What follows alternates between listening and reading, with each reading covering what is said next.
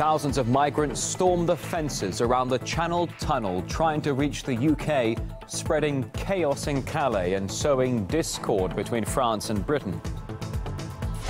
Colonel Gaddafi's son, Saif, and 8 others received death sentences from a militia court in Libya amid a national power vacuum and lawlessness.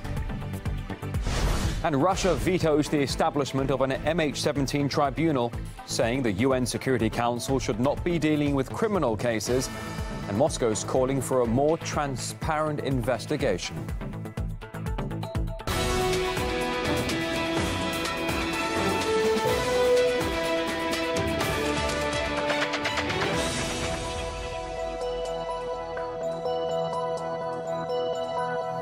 The week's top world headlines and today's stories as well. Welcome to the Weekly on RT International. I'm Rory Souchet. The French border town of Calais has been a scene of chaos. Hundreds of illegal migrants have intensified attempts to enter the Channel Tunnel to get straight to the UK.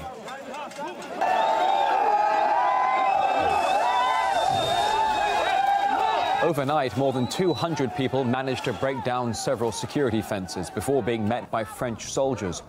They used tear gas to stop the crowd from entering the undersea tunnel. Slogans like "Open the border" and "We are not animals" were chanted by those wanting to cross.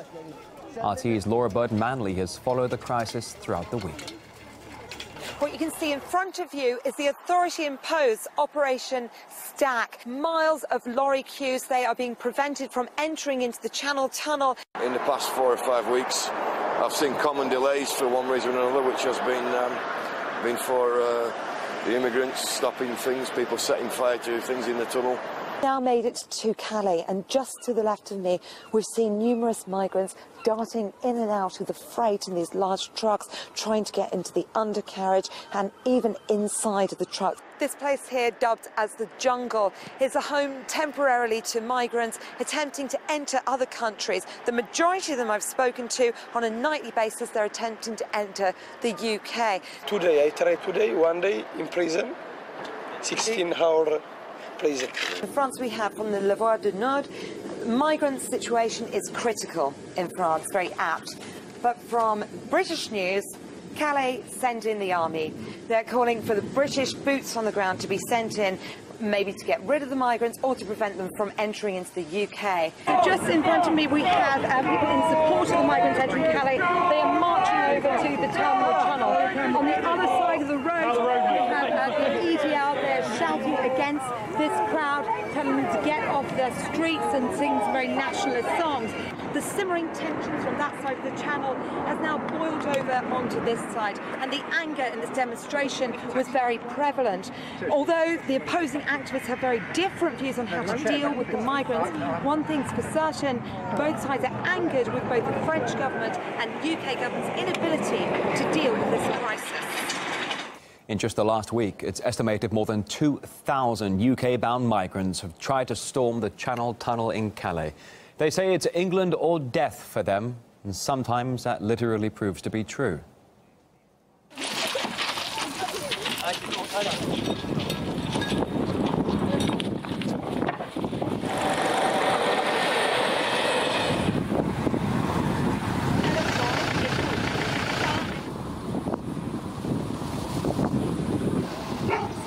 And British Prime Minister David Cameron has called the situation very concerning, but said there's no point Britain and France blaming each other.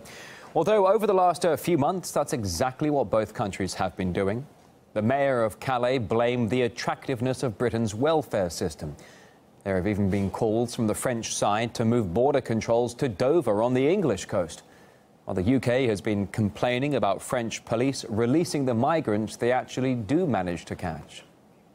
All the French authorities need to do at Calais is to grant asylum status to all 5,000 people there, give them French passports, and then they can come to the United Kingdom without having to climb onto the back of a truck.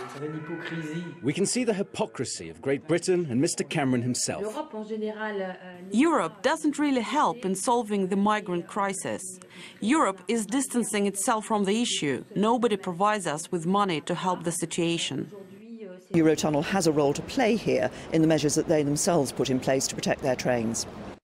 And Eurotunnel says that since January, it's blocked over 37,000 migrants, and the firm is now demanding £10 million in compensation from both countries. The situation is complicated by a strike of French Eurotunnel workers. Their month-long industrial action over potential job cuts has led to gridlock in the busy transport system many times already.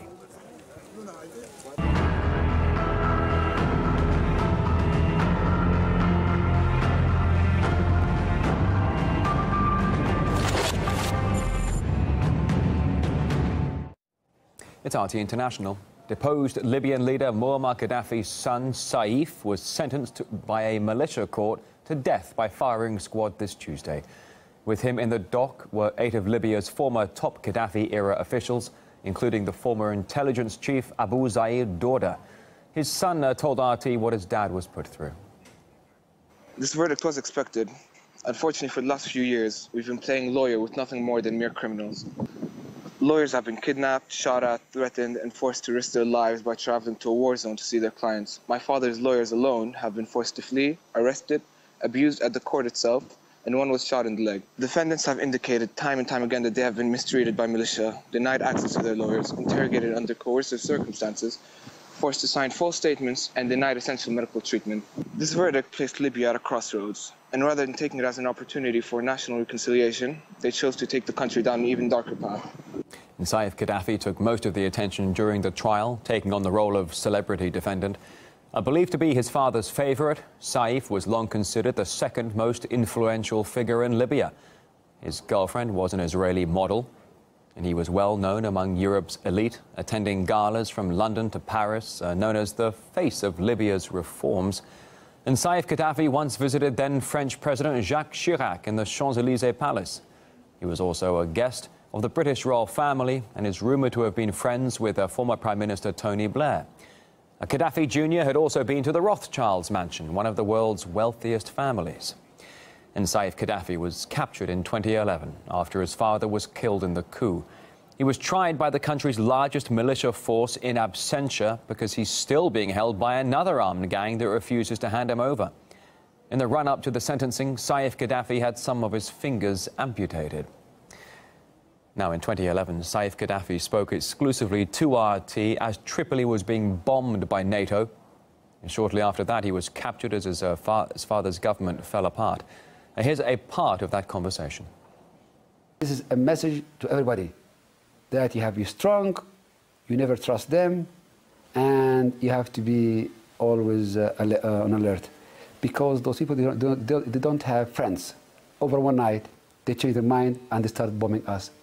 And the same thing could happen to any other country. Their goal is not Gaddafi. Their goal is to control Libya.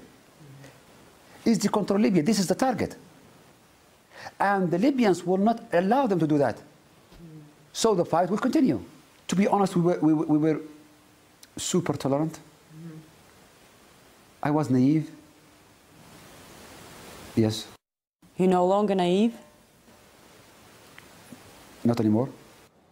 Well, if indeed the West was hoping to gain control or influence through the region via Libya, the situation soon backfired. Muammar Gaddafi was captured and killed in 2011, following the NATO bombing campaign. A year later, the US ambassador was killed in an Islamist attack on the American embassy. Libya has changed leadership every year for the last 4. And the power vacuum has led to a severe increase in terrorism, with Islamic State gaining a foothold in the country. The plan was actually to destroy Libya. I think it's the only logical conclusion we can come to, really, because they got rid of a government that run the country for many years, they destroyed the infrastructure, and they didn't rebuild. And, you know, we knew what would happen post-Gaddafi, that there would be chaos. It was a developed country with a great health service, great education service, and now look at what the country has become. The American and the British, the French who intervened in Libya, actually, they misled everybody in that part of the world. They misled the Libyan people. They are saying that, you know, Libya will be prosperous, Libya will be stable. And look what happened. It's a huge shamble there. The recent revelations released by the British Parliament have put the government in a rather awkward position over Libya. The Westminster files show that the UK dropped £320 million worth of bombs on Libya, providing support for the anti-Gaddafi rebels. That is 13 times more than Britain's contribution to rebuilding the bombed-out country. Now, the revelation triggered condemnation from within Parliament. One Scottish National Party MP referred to the spending gap as eye-watering. It is Liberation Day in Libya. The transitional government is declaring the country free. You have won a revolution. Your friends in Britain and in France will stand with you as you build your democracy. Democracy, a new future for this country. The great new Libya rising up. New page for the Libyan people, the start of a process to establish democracy. Libya is in for a period of horrendous chaos. It's going to be an ineffective, powerless regime. It's going to be a war, warring feuds, tribal feuds that is going to go on forever. The deteriorating situation in Libya. It's difficult to see a path out of this chaos. Libya is not managed anymore, not even governed anymore. It is experiencing chaos, and the question is, how is it that after an intervention, which took place more than 3 years ago, there has been no reflection on what should happen after?